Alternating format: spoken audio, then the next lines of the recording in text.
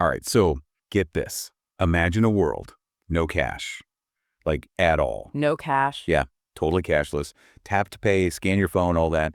You think it's really possible by, say, 2030? Hmm. That's interesting. Well, we're diving deep today into this whole cashless society idea. Exactly. We've got this source, the future of digital payments, and it's making some pretty bold predictions. And we're going to break it all down for you, what it could mean for you, for businesses, the whole deal. So right off the bat, this source is saying that over 70% of global transactions are already digital. 70%. Wow. I mean, think about it, even just a few years ago. I know, right? It's crazy how fast things are changing. Yeah. But what's really pushing us towards this cashless world? Well, this source points to a few things. You've got governments, right? They're increasingly pushing for digital payments. Makes sense. Less chance of fraud, money laundering, that sort of thing. Exactly. Plus, consumers are loving the convenience. Mobile wallets, contactless payments, it's just easier. And of course, technology is a huge factor. It's constantly evolving, making digital transactions smoother and more secure. Definitely. So you put all that together, and it's kind of a perfect storm driving this cashless movement. Okay, so for the average person listening, what are the real tangible benefits of all this? Well, think about it. Remember those trips abroad where you'd have to deal with exchanging currency? The worst. Always trying to figure out exchange rates, finding a decent place to do it. Yeah, in a cashless world, that hassle basically disappears. Your digital wallet becomes your passport to global commerce. Now, that'd be amazing. The more scrambling to find an ATM at the airport. Exactly. The source also highlights these budgeting apps like Mint or YNAB.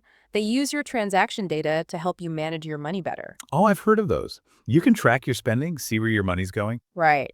And they can give you personalized insights, help you set financial goals, all sorts of stuff. So basically, it's like having a financial advisor right in your pocket. Pretty much. And it's not just about individual consumers either. Businesses can benefit big time from a cashless system. Right. The source mentioned that too. How so? Well, imagine you own a small business, like a cafe or something. Handling cash, it costs money. Storing it, depositing it, the risk of theft. And the time it takes to count it all, make change, all that. Exactly. A cashless system streamlines everything, saves you time and money, and it attracts those tech-savvy customers who prefer digital payments anyway. Makes sense. It's like a win-win for everyone. Well, almost everyone. This source doesn't shy away from the potential downsides either. Right. It's important to be realistic. Cybersecurity risks, they're a big concern. The more we rely on digital transactions, the more vulnerable we become. Yeah, we hear about data breaches and online scams all the time. And it's not just about losing money. It's about our personal information, our privacy. So it's not a reason to avoid digital payments altogether. But we definitely need to be careful. Absolutely. And the source has some good tips. Strong, unique passwords for every single financial account. That's crucial. And don't use the same password for everything. Right. It's also smart to enable two-factor authentication whenever possible, adds an extra layer of security. And be cautious about where you're accessing your accounts. Public Wi-Fi networks, they can be risky. That's good advice for anyone using the internet, really. Not just for financial stuff. True. And, there's another big challenge the source brings up, the digital divide. Right. Not everyone has equal access to technology. Exactly. And if we're not careful, this move towards a cashless society could leave some people behind.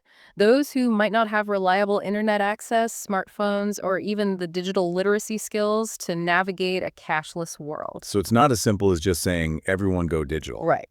There needs to be a careful transition, making sure everyone's included. Governments and businesses have a responsibility to make that happen. Okay, so let's say, for argument's sake, that this cashless future is inevitable. What can people do today to start preparing? Well, the source says, start exploring the different digital payment options out there. Like what? Give us some examples. Sure. The basics like PayPal, Venmo, even those mobile payment apps from your bank, those are a good starting point. And then, if you're feeling a bit adventurous, there's always cryptocurrency. Oh yeah, crypto. I gotta admit, that whole world still feels a bit mysterious to me. I get it. It's new, it's complex. But remember, every new technology goes through that phase. The important thing is to be open to learning.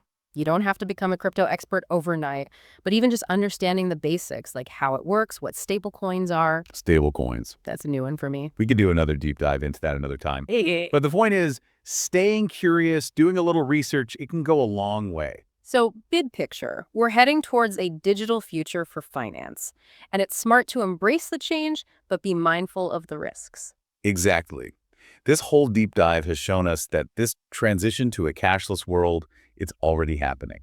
And while there are challenges, the potential benefits are huge. It definitely makes you think. I mean, if physical money does become obsolete, how do we even measure value then? What new forms of exchange might pop up?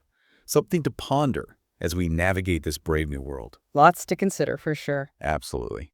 Thanks for joining us for this deep dive, and we'll catch you next time.